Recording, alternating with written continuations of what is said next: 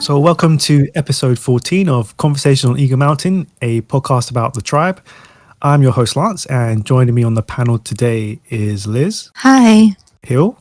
Hey. And Sabine. Hey. With episode notes done by Matt, Catha, and myself. So episode 14, the screenplay was done by Wendy Lee, and it was directed by Lawrence Wilson, and the episode synopsis will be read out by Sabine. With Chloe missing from the night before, Lex organizes a search party, but unfortunately, they're headed in the wrong direction. Chloe observes the locals in their search for Zoot, and later finds herself in danger of being captured. Elsewhere, Jack and Del continue to work on purifying the recent rainwater, and stumble across an ancient breakthrough. Episode 14 pretty much centers around Operation Stupid Kid, which is Lex's term for rescuing Chloe, who's missing from the mall. Right. All those volunteers for Operation Stupid Kid, put up your hands. It's my favorite line in this episode. Me too. Me too. It is a good line. So obviously Bray still feeling a bit guilty over Chloe, wants to go and find her straight away, but he's overruled by Lex and Amber, who both agree that it's too dangerous and it's getting dark. In the morning, we have Bray wanting to search the woods, but Lex overrules him once again and saying that they need to search the city because that ties in with his previous deal with Bluebell being chased by the locos. So yeah, let's talk about that part first of all. I mean, is this a new low for Lex? He saw Chloe before. He knows where generally she was. Why would he get them to search in the sea just to save face? Because he really doesn't care about Chloe. Yeah. It's a kid, he wants her gone. So I have another one of those like weird, crazy, I've seen this show too many times and drawing from like my own conclusions. But like, so in series 2, where they're running the obstacle courses and the flashbacks with Ma'am, I've always like, to me, like Lex is the city kid, and like bad things, like that's a bad memory of going in the woods, like that, you know, you go to summer camp, you get lost in the woods, you think you're gonna die, so you don't go back into the woods. So I've always just thought that maybe it's like a fear thing too. It feeds into a story, but there's other stuff going on. Yeah, but he has no problem going into the woods in season 3, so that doesn't work. True. I just think it's part of Lex's self-destructive personality. Lex strikes me as someone who's always wanted to be a hero, you know, and he didn't have anyone to teach him how to be one. His father was abusive, he was a drunk, and Lex obviously took on those mannerisms. He's abusive himself, but he wants to be seen as heroic. He wants to save the day. He just hasn't figured out how to do it. And every time he attempts to, it goes awry. You know, he beat Zoot. Zoot invaded the mall, and in Lex's eyes, he saved the day and stopped it. And it turned out he was wrong, you know? And that's what happens to Lex a lot, unfortunately. He's trying to figure this out. And here he has a chance to prove himself. He is in charge of security, and he gets that validation. I'm important. People need to listen to me. I know what I'm talking about. I know what I'm doing. But he tends to let his ego get in the way because he, like you said, he knows Chloe didn't go into the city because he knows that locos didn't take Bluebell.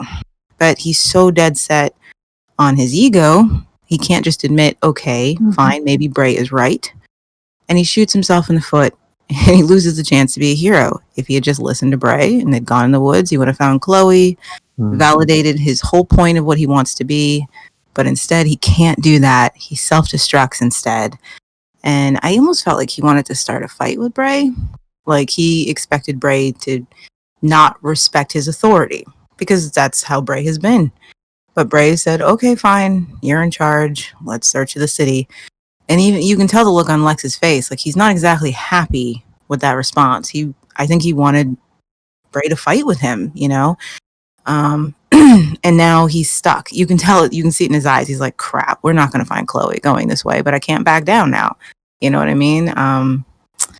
So I'm just like, oh, Lex, you shot yourself in the foot. You could have been the hero. You could have found her. You know where she is. You know she's not in the city. And then later he's adamant against searching the woods. You know what I mean? He doesn't want to go back out there and search the woods because he just can't handle being proven wrong. And I'm like, oh, Lex. Yeah, if there's one thing he doesn't want, it's Bray being right. Yeah. We saw what happened the last time a man challenged him and was right. Remember, Lex wanted to join the Locos, and Glenn said, that's a bad idea. We can't trust them. And Lex shouted him down, and it turned out to be a bad idea. And they had no choice but to run. And guess what he did? Because Glenn was right. He sacrificed Glenn to the Locos. Yeah, you're totally on spot with that, Sabine. He cannot handle another man that he's threatened by proving him wrong. Switching to Bray for a bit, why do you think he is so overly concerned about Chloe? We know he felt a bit guilty, obviously, over Bluebell, but yeah, he seems a bit, I don't know, he seems to be overly concerned. What do you think? I think Chloe's a safe thing for him to focus on, and it gives him an excuse not to deal with the other stuff that he doesn't want to. Remember when Trudy was first throwing herself at him, and he's like, he made a big point of Chloe being upset about the calf and how he had to make it up to her, you know, and you get the sense that he's just latching onto this so he can escape Trudy. And now he's doing it again. Like, worrying about Chloe is way easier than he can use it as an excuse, you know, like, aren't you worried about Chloe, Trudy? And she's like, what the, really? You're bringing that up now? I kind of feel like it's a safe thing to focus on so he doesn't have to deal with the other emotional crap. I always thought that, like, because Chloe helped keep his Zoot secret, like, they kind of, that time that they were looking for, I guess, Bluebell the first time, like, they're, like, endeared to each other in a weird sort of way. That's true. I always had this strange feeling that Bray saw something of himself in Chloe, her intent, her wanting to wander off elsewhere. Yeah, I think it's something he recognized in her, but that he also realized that the world they live in now isn't as safe. It's not as safe for her to do that. And I totally agree with you, Liz. It's absolutely a way to get away from Trudy and from dealing with Trudy and Celine. But it might also be a way to endear himself more to Amber. Because he's seen that Amber really likes Chloe and wants her to be safe. So yeah, I think he also feels it would score him some bonus points on his likability. You know what else it could be? My dad and I joke about this. Sometimes he prefers to do things for me than he does my mom. It's not because he loves me more than my mom. It's just because I'm his daughter, I have fewer expectations of him, so I'm far easier to please than my mom, right?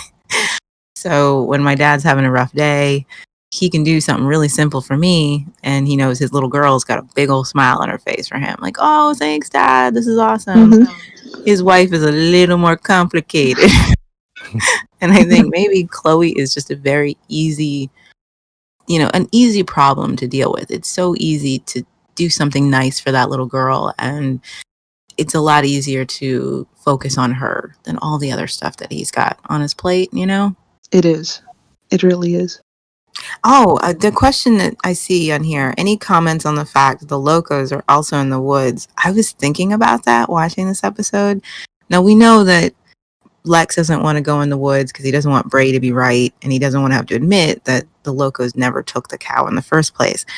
But I was wondering, why are the Locos looking for Zoot in the woods? Why would Zoot be in the woods? And it made me wonder. We talked about the fact that Ebony, none of us think she was sad that Zoot disappeared. She was just more concerned about what he might be doing. What if she's got them searching in the woods because she doesn't want to find Zoot? Oh, that's a very real possibility. Yeah. Because it's almost like they're just wasting their time in the woods. And they're really bad at searching because they're like literally around Chloe the entire time and not one of them spots her. The locals are just kind of dumb too, but like, okay, let me rephrase that. Not all of the locos are dumb, but like the generic loco number 2, like they're dumb. Yeah. Like I the was like- generic guys that we don't ever see. I just remember watching and going, it never really occurred to me, why did she have them in the woods looking for Zoot? It just didn't make sense. You know, Ebony, think about it. If Ebony really wanted to find him, wouldn't she go looking for Bray? Where else would Zoot be than maybe his brother or Trudy? If she really wanted to find him, shouldn't she go look for them? You know, but no, She she's really in the doesn't. woods. And it's like, what would Zoot be doing in the woods? You know, come on. I was thinking about this. I was trying to put myself into Ebony's kind of mindset. I think deep down she knows he is dead. He would have come back by now. I think she's just trying to find his body, just trying to get confirmation. I don't know. That's possible too. That's possible, but yeah, I think she would have looked for Brave before Yeah, I think she's searching trying in to the woods if she wanted to find Zoot. Or she could just be putting on a show of pretending she's looking for him, but she's looking in places where she knows she won't find him. So that if he pops up, she can always be like, yeah, look, ask them. I searched everywhere for you. Yeah. Yeah. It's a weird thing. Yeah, but it makes sense for her character. I mean, she wants them to see that she's Zoot's woman, that she's gonna do everything that he wanted her to do, which includes, well, looking for him if he's missing. But it's just to stake her claim. It's just to show everyone that she's the one calling the shots. It also kind of feels like a private joke because the scene before we see the locos in the woods, we have Bray and Lex's conversation about where Chloe and the calf could be because where the locos would be. And he's just like, and Lex had said, when you think of the locos, you think of the city, you think of decay. You don't think about grass and trees, and yet that's exactly where the locos are. Once again, loco number 2 is dumb. I think you're onto an inside joke. Like that's funny. Like I think that's one of those like visual jokes that just took us all 20 years to realize what just happened. We just discussed that you find the locos in the city, and it just happens to be today they're out in the woods. Right? That's funny. And nothing good ever happens in the woods. And yeah, one final question about Operation Stupid Kid. What did you think about Chloe's survival skills? Because she did like survive out in the forest all night. She seemed pretty fine. Like, what do you think about her survival skills there? Chloe's a boss. Right. Yep. I mean, not only is she out in the woods surrounded by the enemy and never managed to get spotted, even in that bright red coat, she's able to sleep and still not be spotted, even though they're literally feet away from her. She's got the stealth skills of the predator. Like, Chloe is amazeballs, in my opinion. Chloe doesn't get enough credit. Like, I really do enjoy Chloe. Just because she can. Like, I told you guys, boss. that's a project kid right there. Yeah, no, it really is. And I think this is kind of like the scene where you see it, is that she's had to be out on her own and kind of make her way for herself. And she doesn't even scream at seeing the locos. Nope. She's like, okay, quiet game. If that that would have been Patsy. She would have screamed the house down and got herself Didn't captured. Chloe already scream though, like a couple episodes ago when Bray found her? No. Or did he stop her? Okay. No, she just said, let me go, I don't trust you. But she didn't scream. I remember someone screaming at one point. It might have been a different kid in a different season. I don't remember. Okay, cool. Let's move on to the fight for Bray. Bray, you forgot your... Oh. Morning, Celine. So, in this whole episode, we see Trudy and Celine pretty much up their game as they fight for Bray's love. And what we see is Trudy pressuring Bray to stay the night for Brady's sake, but we all know that it's so that she can get closer to him. And obviously Celine sees them coming out of her room and just riles up even more. Yeah, I mean, let's cut to the chase. Are you Team Trudy or Team Celine? Team Trudy. I'm neither. Yeah, neither. I'm just like, no, go. It would be different if Bray actually had feelings for one of them, but he Right. doesn't want them. So no, Exactly. I don't I'm like, care. go do Why something should- productive, girls. Right. Why should either of them get the guy who does not reciprocate their affections? I was going to They say don't- that. Bray hasn't got a Right. choice in this matter. It just seems they've decided. Yeah. It's ridiculous. Grow up. He's a piece of meat. Yeah. You guys know I love Trudy and I'm her ride or die girl, but she is so obnoxious in this episode. It's like if someone told me I hate Trudy, I'm like, I understand. I do. I get it. I understand your hate for her. She's crossing the line between I empathize with you, sweetheart. I understand what it's like to have unrequited feelings for someone and what you're going through, but she's crossing over that line where she's using those feelings as an excuse to behave in any way she wants to. I have no tolerance for that. You may not be able to control how you feel, but you can control how you act.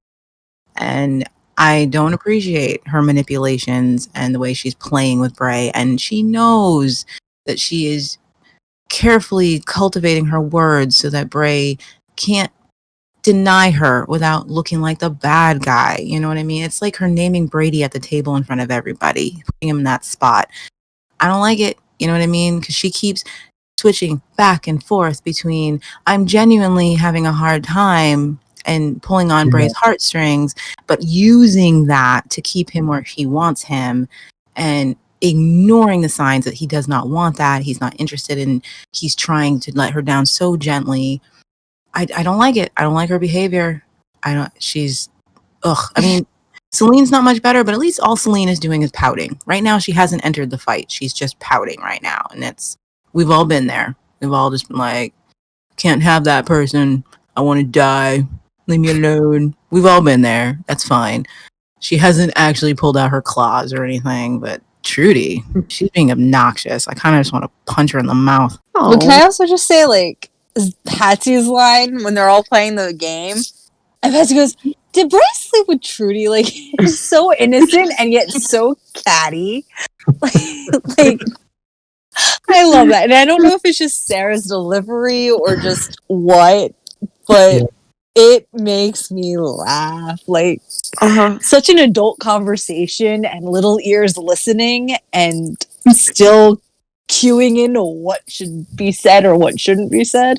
I absolutely loved a line Sandra said around that time as well, with her, looks like Mother Superior's finally gotten her claws into him. Sandra with the kids is great. She was. Well, Sandra also calls everyone out on using Brady, though, to get Bray's attention, which I love. Like, you go, girl. Like, Well, she's not playing. She calls everybody out on their games. Oh, You know, Sandra, she's no pretense. She's like, look, don't pretend you're not upset about Bray. Don't pretend you don't feel this way. I can see right through you. Why play games? And she's, at the same time, she'll validate that it's okay you feel that way, but let's not lie about it. You know? As I've gotten older, I've started to like Sandra more as a character. Like, as a kid, I was like, you're a ditz, you're stupid, don't like, and now I'm just like, you rock.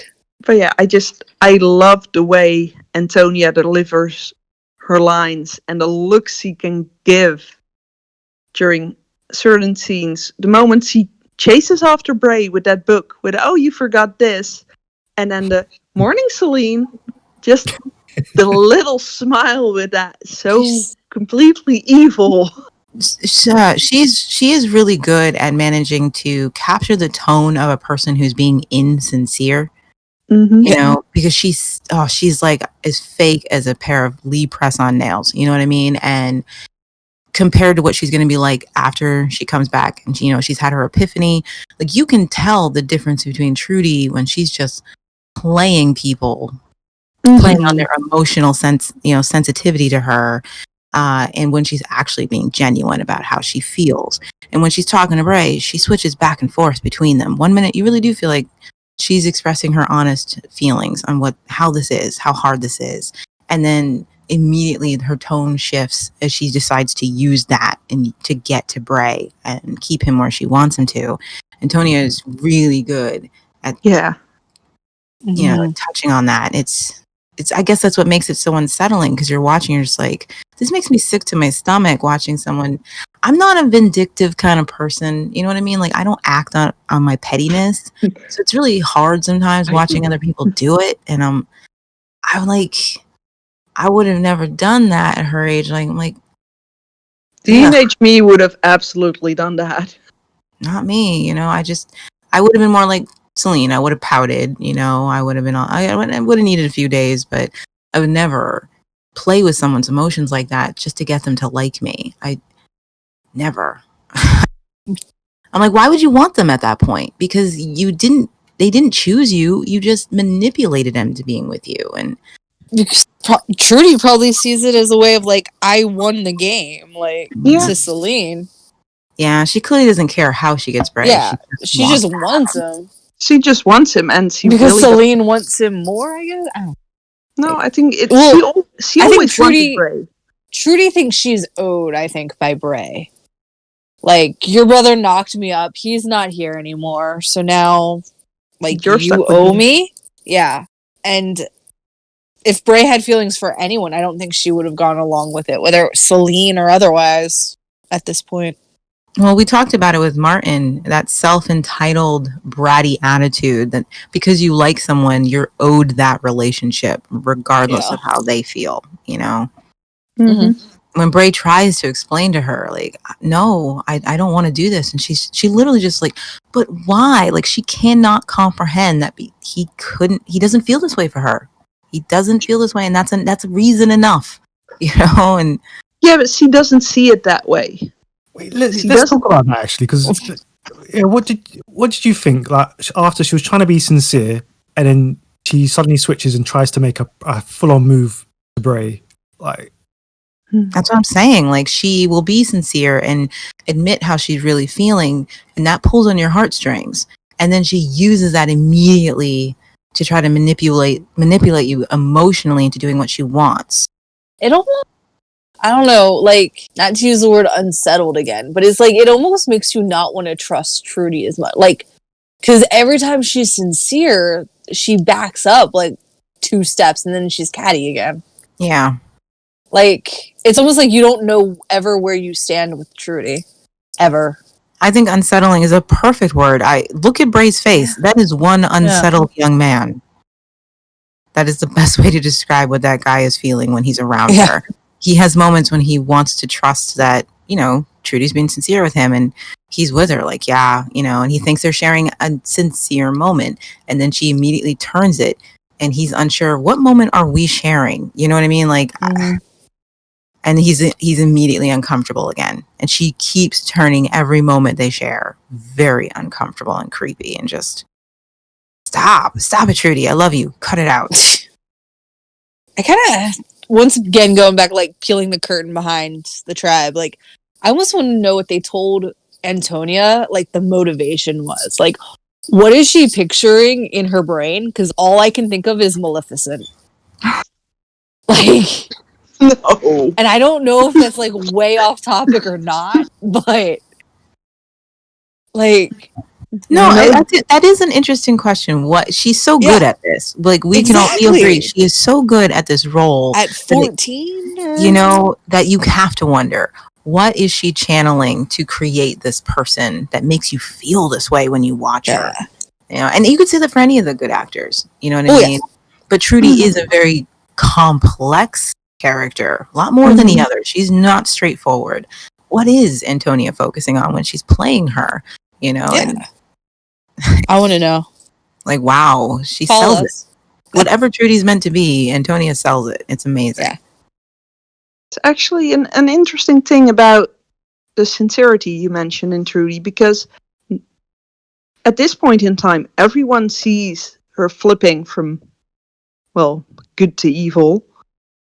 But later on, the only one that seems to remember that Trudy is capable of being that insincere is Chloe. Yeah. Like, yeah. She's the only one that sees through it. And yeah, Chloe's kept her distance from, well, the moment Trudy started behaving this way. Well, even later, like Chloe has like an inherent almost fear of Trudy. Yeah. Because wasn't it Chloe and Patsy who both pointed out the whole inconsistencies of all. Mm-hmm. Okay. I mean, I'm not going to go that far in, but yeah, Sabine is right. People start to just get so used to Trudy's mood swings that they just learn to ignore them. So yes, later on she will be able to take that advantage of that.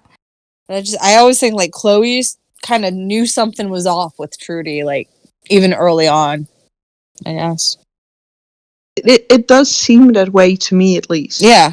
Like, I mean, you barely see Chloe get near Trudy, except for when Brady was just born and she gave her that mobile. Wait, it's almost like, you know how, like, I know in my family there's someone like this, but you see it a lot in movies too, where there's like the aunt that the kids don't like. Mm-hmm. And so suddenly it's family gathering and like little Joey like won't be with Aunt Melinda because like he's scared of her for some reason. Like, that's almost what I get with Trudy. Like something, or not Trudy, Chloe. Like, yeah, Chloe can feed off of Trudy's like crazy energy and like wants nothing to do with that for whatever kid innocence you want to say. I don't think it's just Trudy. I think Chloe is just very particular about who she forms bonds with, you know, and she's not used to forming bonds with people. She's so used to being on her own. And she tries out a bond with every, you know, pretty much almost every older kid in the mall.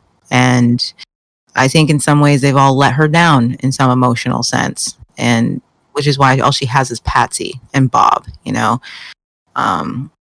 But yeah, I feel like just like any kid, you know, when you're looking for connections with older people, you know, you test out the waters with everyone, and sometimes you find that person you click with. Like the kids all found Celine. They know they can depend on her for the most part. But even Chloe knows that Celine has her limits to how much she can be there for them. And yeah, so she has a few moments with Trudy where she likes Trudy, but she doesn't click with her. She clicks the most with Bray. And, you know, yeah, we see her with all of them. She kind of has a moment with each of the older kids, and you know, you're just trying to see if there's something there. I don't think it's specifically Trudy that Chloe has an issue with. I just don't think they ever gelled. I mean, she never spends any time with Jack again either, even though they had a moment, but she doesn't ever really go back and spend time with him. Thanks to Amber. Yeah. Did anyone else notice the moment where Celine is ranting to Amber about Trudy just using the baby to get to Bray, and Amber simply says, "Oh, and you're not?" Yeah. She instantly calls her out on that with a, "Yeah, but you're doing the same thing.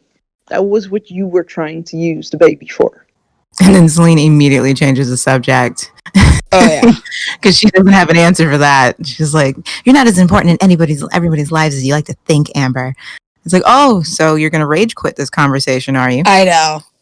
Yeah, but at least she's one of the people to call out Amber that not everyone likes her controlling their every move.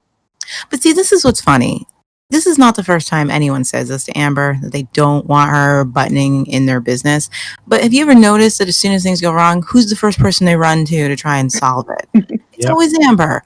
And it's like, they always treat her like that mom. You don't want your mom around. You don't want your mom telling you what to do. But as soon as you need your mom, you're in her face. Mom, please help me. Celine says this to, you know, Amber right now, you know, but when she has a problem with Bray, Amber's one of the first people she ends up going to. You know, she can't face Bray and say she doesn't want to be his girlfriend. So who she goes to? She goes to Amber. Can you fix my problem for me? They all do it. You know, Trudy does the same thing to Amber. She gets all mad. Don't tell me how to raise my kid. Don't tell me how to be. But as soon as she needs help, Amber, please help me. You know what to do. People listen to you. So Celine may think she's calling Amber out, but it's full of hypocrisy. And as far as I'm concerned, it's like, yeah, you say this now until you need something. And then you're going to be right up Amber's grill begging for help. People always get on Amber's case for, you know, taking charge. But it's like, people put her in that position all the time. They're helpless without her, you know, stepping in and making a decision. And then they resent the fact that she's capable of doing that. Like, make up your mind. don't blame her for your incompetence. Yep. Yeah, I mean, Like, you don't have to like that Amber's good at taking charge, but you can't deny these people are always expecting her to. Yeah, they are. If they really didn't want her in charge, they would have fought her from moment one. But think about it. From the moment these kids met her, they were like, we defer to you. You decide what happens for us. Yep. They didn't, none of them fought her. Lex is the only one. And even he was like, oh, her ideas are pretty good. So, Yeah, I just don't want her in charge because she's a woman. and, so it's like whenever somebody calls Amber out for being in charge or taking charge or being concerned, I'm like, these are the same people who always expect her to do it. And they went in on their terms almost. exactly, I Like, get that hypocrisy out of here. Leave Amber alone. There's a lot. Amber has plenty of flaws. This isn't one of them. Didi, I know you. No, don't say that. Don't. Hey, what's wrong? Chloe's not dead, is she? Of course not. I'm sure she's just sheltering from the rain. So with the fallout of Chloe being missing, we have Patsy and Paul obviously lamenting her being gone. And actually something that shocked me was that Paul came out with like, Chloe's dead.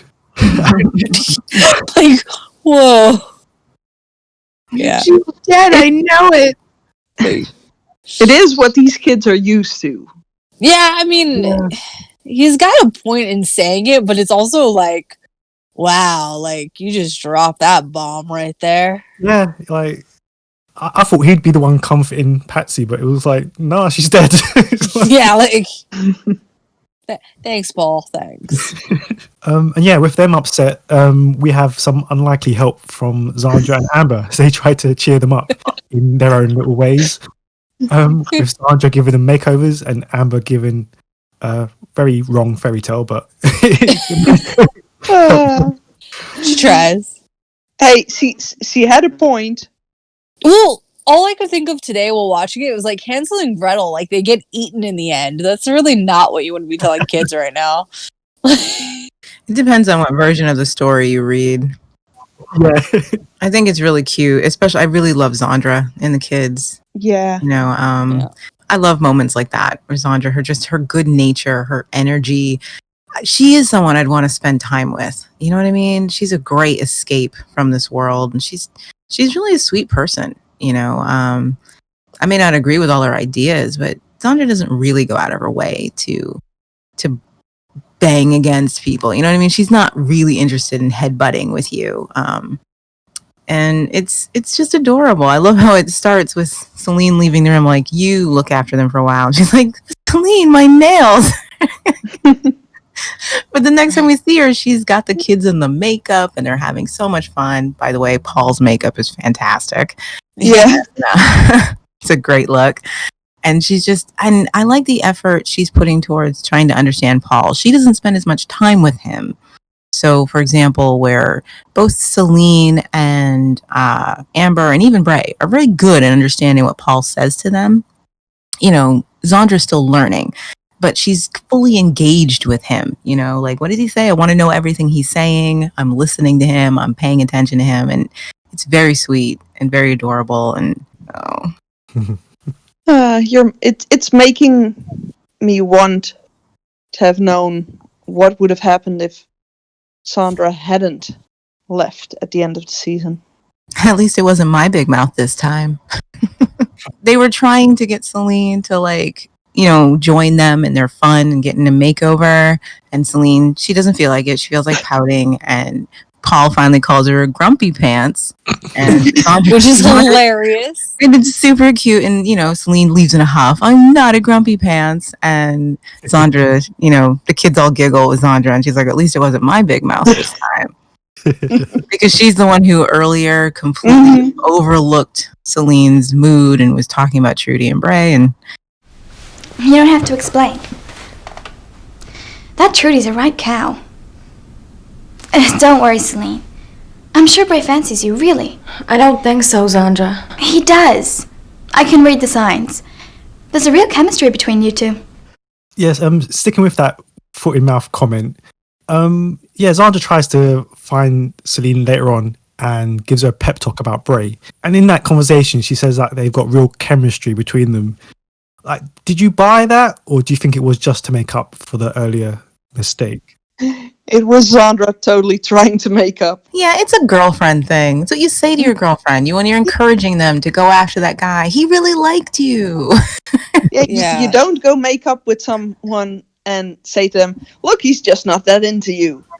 That wouldn't have worked. Well, I mean, But it is Zandra we're talking about, so maybe she would have. Look, I can't see you two being a couple, but go for it. No, I think she's just being a friend. She's being a friend. Like, look, if you like this guy, go after him. Be proactive. Don't lose him to some girl who I can tell he's not really into. And she does have a point. She tells her, like, Trudy is responsibility, but he enjoys himself when he's with you. You know what I mean? So you've got something to fight for if you really want it. And Zandra is a proactive character, you know? Yeah. And Zandra also observes, too. So she sees things that are going on. So yeah, there may not be any chemistry between Bray and Celine, but there's no reason for Celine not to chase what she wants. And that's what you tell your friends. Go for it. I think it's funny that Zandra is encouraging Celine to chase Bray, despite the chaos that would happen. It would be so much easier for her to just say, maybe you should stay out of it. And it makes me laugh because Zandra is totally the friend who would tell her girlfriend to go after the married guy. Yep. If he was happy, he wouldn't have stepped out with you. Go for it. That's so true. I just think that's funny. Like, Zandra, this is going to create complete chaos. But no, she's like, go for it, girl. Don't give up, girl. Zandra, what are you doing? So I've grown to love her, though. Yeah. She's a great character, and Amy plays her amazing. Look, relax. Let Lexi take care of you. Just remember, I've got a great right hook. Lex. Trust me, Sam. You got very soft skin. Celine, pass you once. What the? It was nothing, Zandra. Lex was just... I can see what Lex was just. Thank you very much. You, out. Now. It was you that told me she was upset, Sam. I was just... Save it, Lex. Yeah, let's move on to that, because what did you think of Zandra finding Lex massaging Celine? Ugh. Timing is everything. It's so gross. That scene is... Lex. Can we just not talk about that scene? Thanks. Yes, we should. Oh, it's because you can't defend your boo? Is that it? Oh. There are plenty of times where that is, though. Like, I don't always agree with him. It's just gross. It's just a gross scene. Yeah, It's gross. Yeah, it's just gross.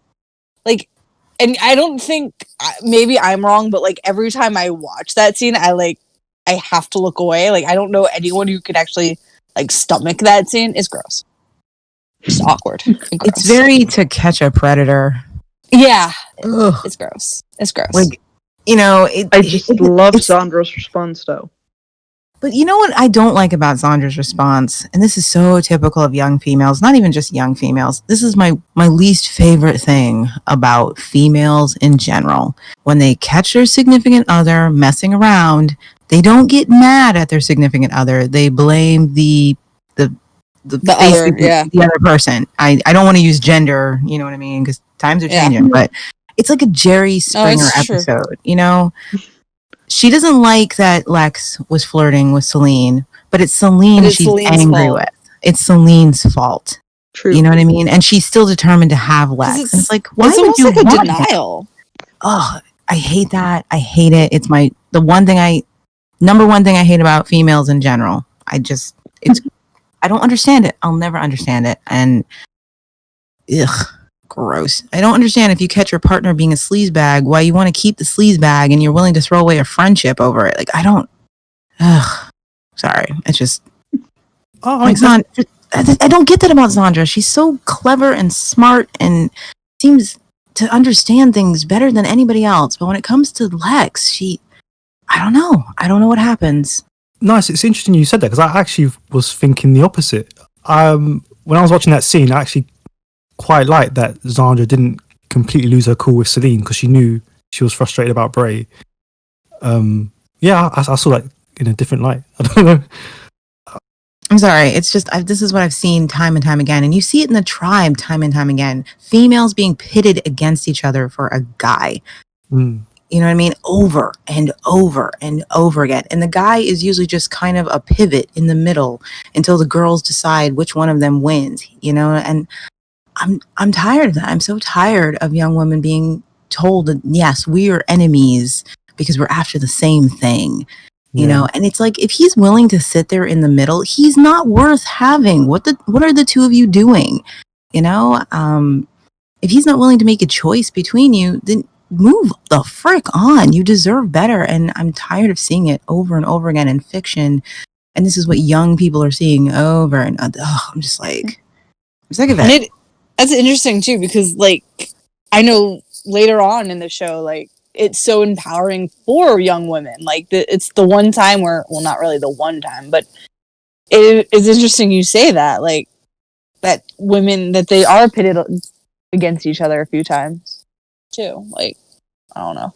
I mean, I don't mind them being pitted against each other, something like power struggles. Those are great. But over guys. But when it's like, always over a guy, I'm like, oh, give me a break. Like, this is the only thing women can fight about. I wonder if that was just old crotchety men. Sorry, guys, but it's a lazy cliche. Yeah, it's a lazy storytelling cliche.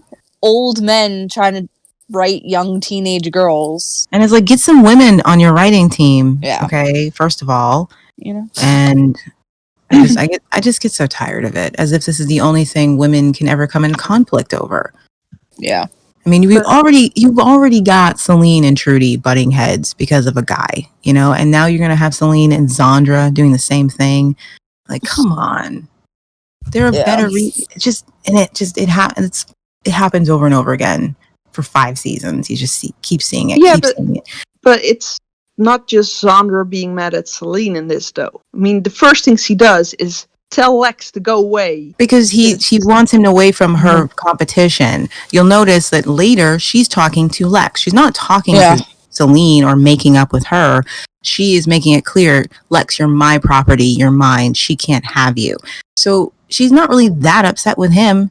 He's going to be fine. They're not broken up.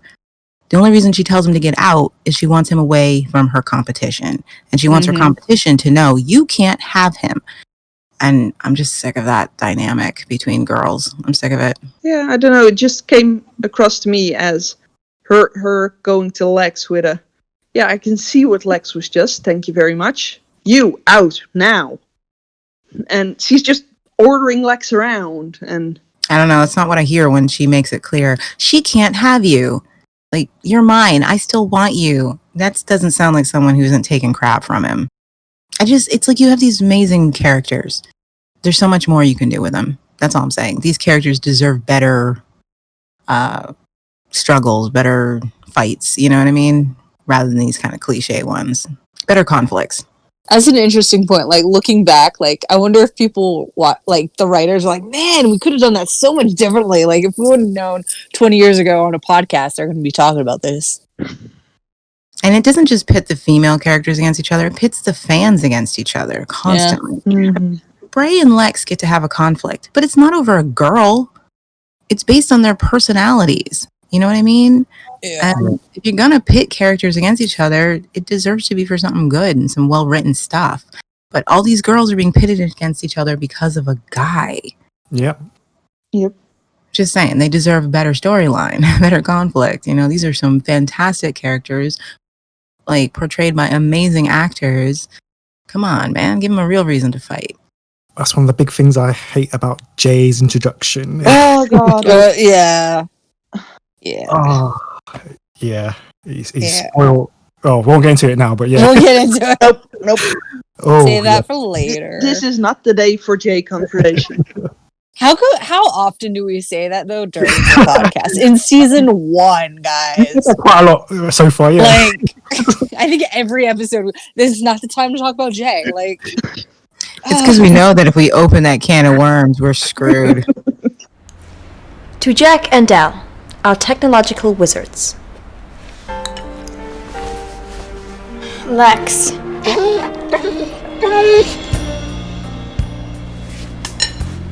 This is great. Give me some.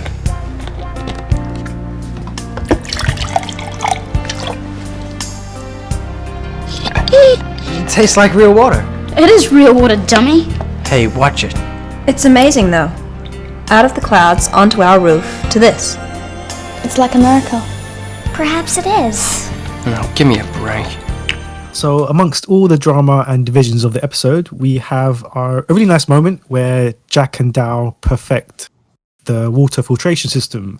And I mean, yeah, it was a really nice kind of moment there because you see the different characteristics come through from the tribe. You have Lex ribbing Amber for taking the first drink. You see Ryan's reaction to being So dummy. funny. You got Patsy and Zandra, like their belief in it's a miracle. And then you've got Bray overruling Lex, of course. It's like, the dog can have water. Yeah, it was a nice little moment. What did you think about, again, coming together? I just like that Jack and Dal get like a win. Like they've worked so hard at this and there's so much against them. And then it finally works out. And even though everyone's really skeptical, they're also very supportive about it. I'm just like, yes, like, yay. I love the moment you get to see the difference between Jack and Dal's researching. You got, Jack looking at a new age book, new technology, trying, because he's trying to like work out like very scientific, how to get the electricity, how to get this to work. And I love that we see him doing that. And then Dal comes in with this just book, and he's got a whole old fashioned process already found. It says a lot about how Jack is trapped in the hole. You know what I mean? Like that tube we talked about. And Dal was able to cut right through it. And it's super cute. I love it. And of course, Dal was thinking pragmatic. We have gravel, sand, and all that. We have that here. We can use that. So you can see the different ways they approach. Jack's willing to invent something, but Dal's like, what do I have in this room that I can use? But that's also like a good lesson for kids. Like, sometimes the most basic answer is the simplest answer. Like, you don't have to overthink it. Yeah. Because, And it's also really cool because it's like historically relevant. Kids may not even realize that, but this is how ancient civilizations filtered their wells and got clean water. Greeks did it, Romans did it, and like, wow, that's really cool. An aquifer. Did anyone actually try to do that, like, after watching the tribe the first time? Like, try and make a water system? Of course. Okay. I was like, was I the only one who did that? Because I tried. Nope. You weren't the only one. Okay. I actually turned that in for a science project. Yeah. And got away with it. But it's also, it's such a big win. And this is the beginning of an amazing friendship, these two. You know what I mean? Solving problems because they couldn't solve them separately. And now they're working together and boom. The dream team. The dream team, and they're rightfully proud. It's very adorable. I love that scene at the table. Right. And yes, Lex's reaction to Amber volunteering to drink the water is hilarious. That makes me laugh so hard every time. Like, because it's kids. Like, if your friend tries to do something stupid, like, you're gonna rib them for it. But it's so Amber, to show support. Like, I'll take the hit first. I trust them. I'm going to do it, And then as soon as Ryan's like, so that's good. Okay, great. Sustenance. Give it to me. Yeah. I'm next. I also like the, it tastes like water. Or what does he say? It tastes like water. You That's dummy. Hey. That's what he said, not me. I know. And then he calls him out about saying that you're a dummy. And it's like, it's Ryan's funny. like, hey, watch it. Yeah. Like, don't call me dummy. Lex is allowed to call me a dummy. You're not. It's a really cool moment at the table because there's a playfulness in the group starting to form, like I said, Lex is making fun of Amber, but he doesn't mean anything by it. He thinks he's being funny. It is funny. Amber doesn't take offense to it. Bray overriding him and giving permission for Bob to drink the water. Lex is like, fine. I was like, no, it's for humans. Just, you know what I mean? And it's cute. It's cute. And I love the look on Patsy's face when she gives the water to Bob. She's just so happy. Like, look, we have water. This is a big deal. And of course, Bob's like, dude, I drank out of a puddle like 2 days ago. Like, I don't care if it's purified. I did think it was funny that Lex made a fuss about Bob having the water. I'm like, didn't you just give him double portion I know, of right? food? Would you make up your mind about Bob? It's like he secretly likes Bob, but he doesn't want anyone to actually know he likes Bob. I just have to laugh because Bray finally gets his moment to just get back at Lex and say, I'm in charge of provisions. Bob gets water. Yeah. That's true. Maybe if you listened to me, we would have found Chloe. Bob gets water. Mm. Yeah, right? The one thing I can control. But it's nice. It also, I think it's important because it shows that not only have Amber, Lex, and Bray taken on these roles, but you see them actively respecting each other in their roles. You know, despite the way they feel about each other. Bray doesn't like Lex, but when Lex says we are searching in the city, Bray doesn't like it, but he does it because he's respecting Lex's position. Lex doesn't argue about the water because as much as he hates Bray, he's respecting the fact that that's okay, fine. That's Bray's territory, whatevs, you know. It's also the society is starting to form. Because even at this point, like, we're still, like, we're a tribe, but we're not, like, a named tribe yet, even. So, but the society and the tribe is starting to form. You get to see that. You see the effort in the strides. Yeah. What it takes to work with people, even when you don't like them. You're making a choice. And yeah, it's a really nice. They're making an effort for it. They're making an effort. And yeah, I like it. And just, yeah, the boys producing fresh water. Yeah, they can go to the creek and get it, but it's still a really cool, you know, advancement. Yeah. Having that, because I mean, that's what we are all about, humanity. We're all about taming our environment, you know, cultivating it, making it of use to us. And this is such a small thing, but being able to produce their own drinkable water and it's safe and it doesn't make them sick.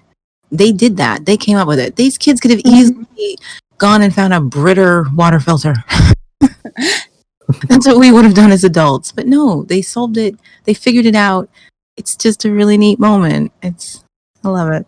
I guess just a side thought. Like, do you think the water filtration system should have been made a bigger deal, like in the future, to kind of trade and stuff? Like, it does seem to fall by the wayside. Like, as soon as they know they can go to the river to get water, they don't really pay much attention to it. It's like once they know they can get water whenever they need to, I think it's just one of those, like, housekeeping things that, you know, we see that they have water so they can survive. Now we can pave the way for bigger plots that don't necessarily have to form survival. You know, we get a lot more of the human drama and that sort of thing. Yeah, I do. You do see that time and time again in the show. Like, they have a problem, they solve it. We don't spend a lot of time with that afterward. Because, like, it's kind of like an establishing shot. Like, you know, these people need food, water, and shelter. Okay, so now we have the food, or we kind of have the food. We have shelter, we have water. We're assuming we're getting food. So now we can focus on, you know, whatever the next big plot point is. I actually can't remember it at this point. Like, finding Chloe and naming the tribe. You know, the next big bad guy who walks in. Or bad what girl. have you. Yeah, like, it's true, because once Bray is established as the provisions guy, we don't spend a lot of time watching him get provisions. It's established that he's the guy doing it, and that's it. And the only time we actually start to see him out there is when the provisions become a problem inside because of future storylines. And then they want you to see just how much trouble Bray has to go through to get this food in the first place. But otherwise, once it's settled, we don't see it again. You know, you don't see Lex in his office again going on about head of security. It's established. No. That's who he is, you know, and same thing with Amber and the chores. You don't see her getting into huge fights with anybody about them anymore. It's established. She's admin. Exactly. Not marriage, Solve guys. that problem. Because I mean, like, look at your day to day. Like, you get up, you get dressed, brush your teeth, and everything. If you're gonna film the story of your life, you're gonna film the fun stuff, not necessarily the the boring parts. So it's been established. You don't need to dwell in favor of. And again, it could just crazy. be the economy of storytelling. You only want to focus on what's relevant right now. Yeah. Well, yeah. So if this, it's not relevant to keep bringing up the water filter. Exactly.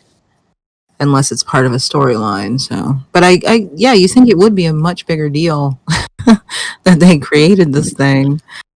But no.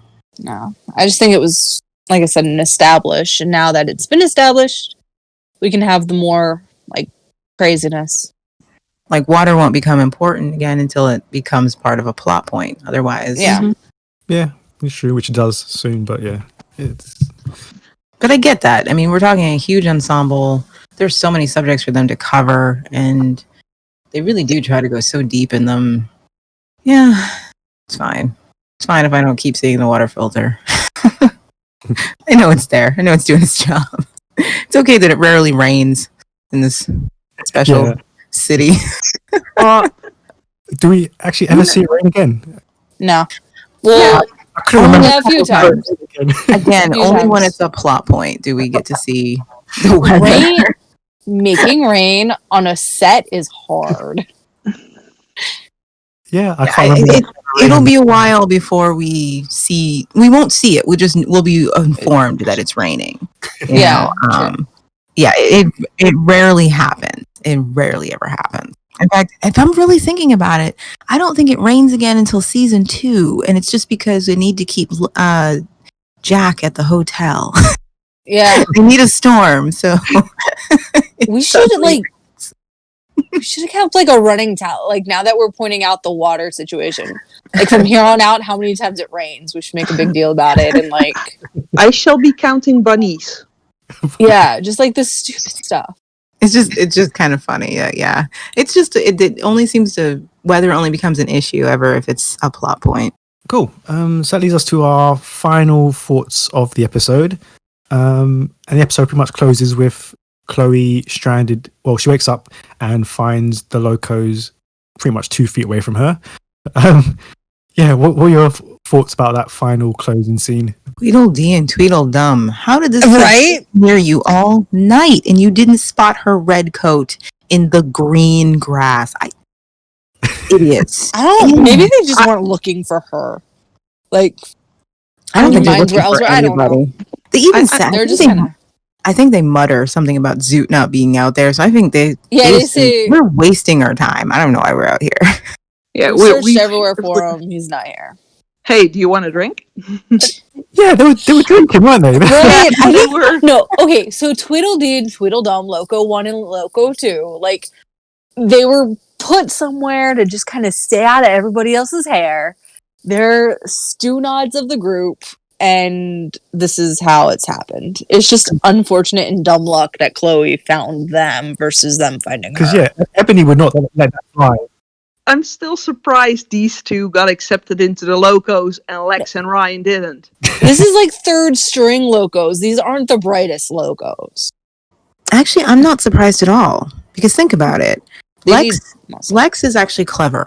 Okay, he presents himself to Zoot in a clever way. He's willing to buy himself into the locos. You know, he schedules a time with him. He's very professional about trying to get to the locos. Yeah. Why would you want someone that clever around you if your whole thing is power and chaos? You want people who will follow you blindly. You know what I mean? And as we've seen, that is how most of the locos are. They're very dumb. Whether it's Zoot leading them, whether it's Ebony leading the militia, these are just aimless kids who will bow to any authority that's strong enough to shout them down. And Jaffa takes that with him when he starts the Chosen. Same method. Get idiots who can't think for themselves to join you. And hey, he gets a lot of the old locos. So you don't really want too many intelligent people around you, if that's your method of running a group. Yeah, true. Yeah.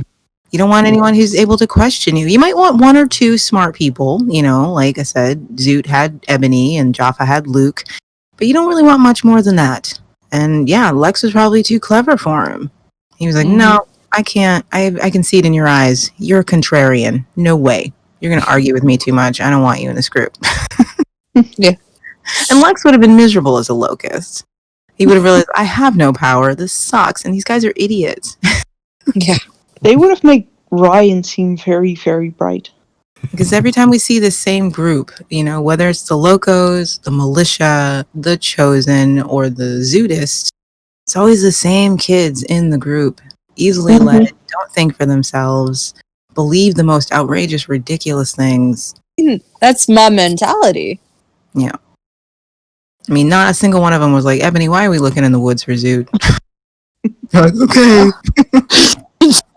These same people believed her when she said, he came to me in a dream and gave me his talisman. They're like, that sounds legit.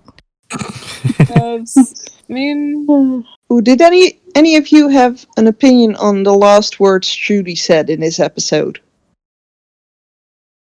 Which were... shut up, Brady. Yep. Okay, I was like, am I looking at the right line? Yeah. I remember feeling that many a time. Yeah, I mean, like, just shut up. As someone who works with littles, like, I see both ends. Like, it's a baby, like, but I also know, like, being that frustrated and tired, like, I get it. Especially since Trudy right now is still in her frame of mind of she's only playing at being a nice mommy because she's trying to win Bray. Yeah. She's not actually there in her heart.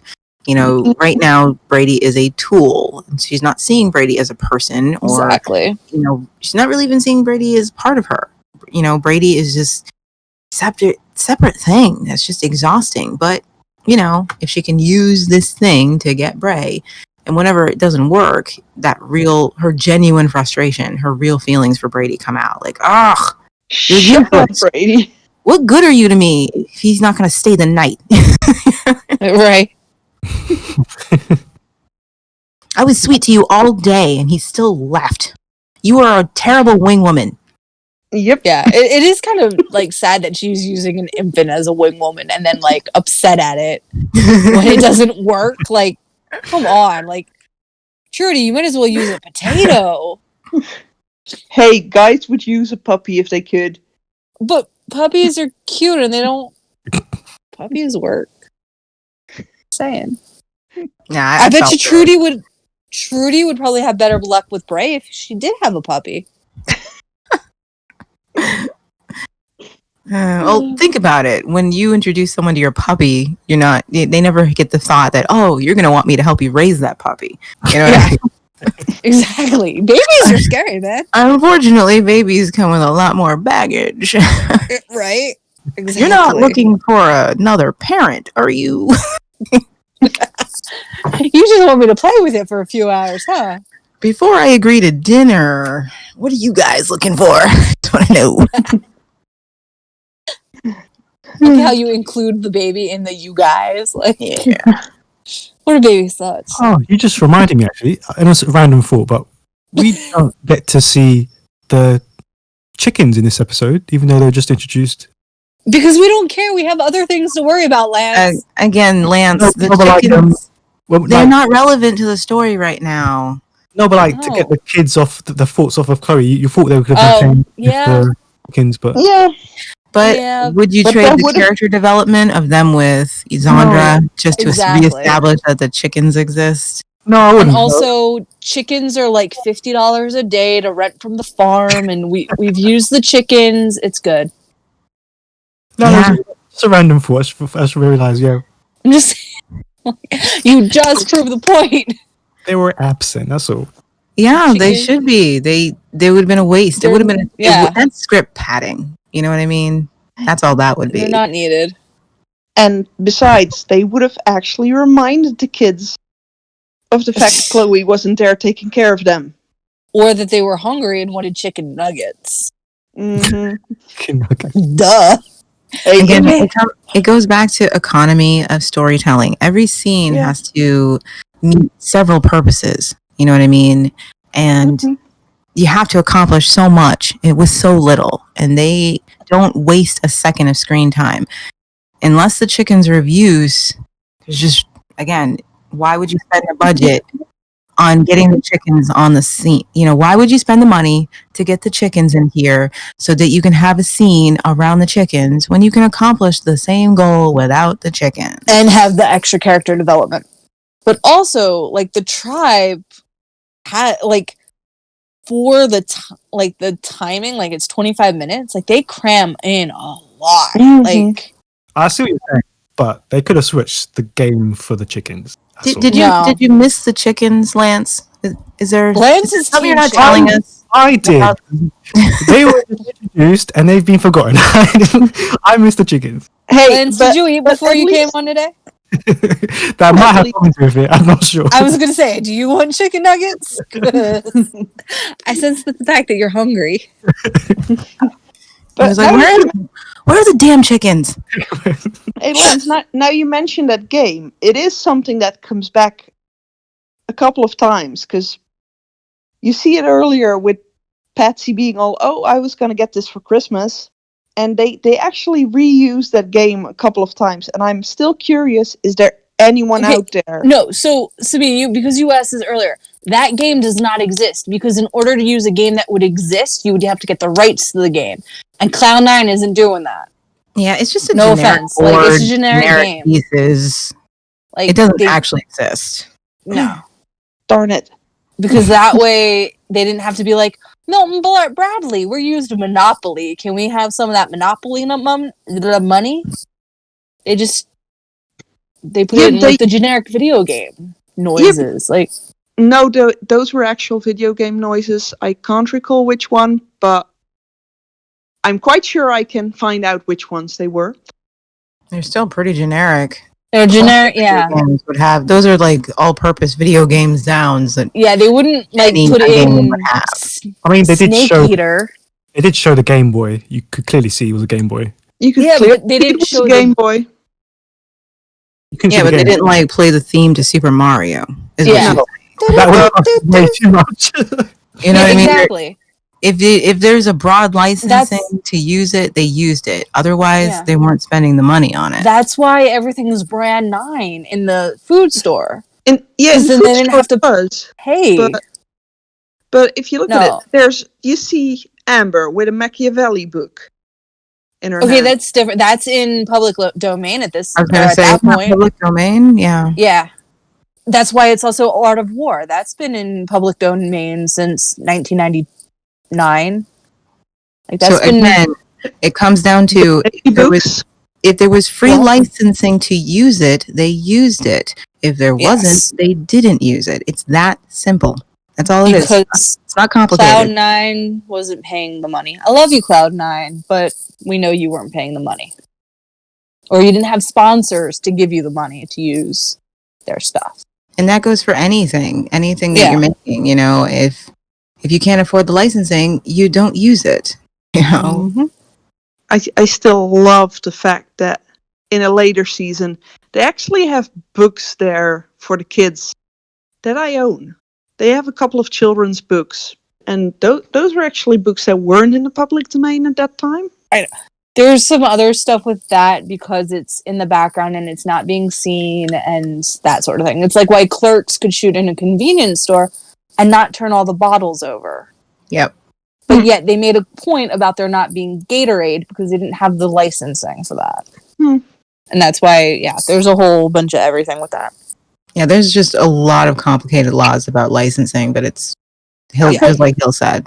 At least then I can stop my journey to track down that board game, because I've been trying to figure out which one it was for ages. Because it never existed. Wouldn't it be funny if we were proven wrong? I was just thinking that. I was like, come on, just turned out to be please prove them wrong so I can add it to my collection.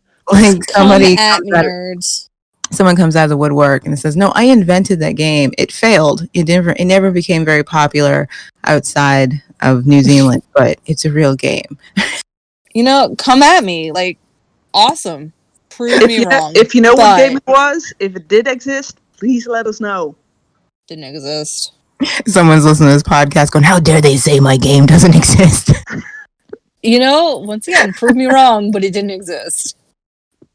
I have tried to Google it before. I've had to dive in and find it, but no, Enter the Vortex doesn't exist. So, Yeah. I Freedom Troopers. I mean, it sounds like an awesome show, even, but like, yeah.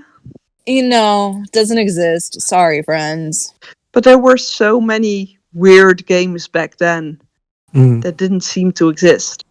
Every time you guys say back then or back in the day or I don't know what it was like back then, I'm like, you guys, like, I know it is a long time for you guys, but I was an adult, so I'm just like, I have to remind myself, yeah, it was 20 years ago.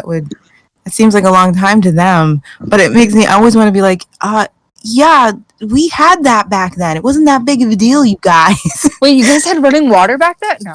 Like, it was 20 years ago, not the Stone Age. But it's funny because, like, my students do the same thing, and I'm like, you guys, like, no, stop. It really wasn't that. It wasn't. Like remember we were talking about Lex's rules, whether or not they're misogynistic, and the conversation went to, well, it was different back then. I was like, no, it wasn't. They were misogynistic back then too.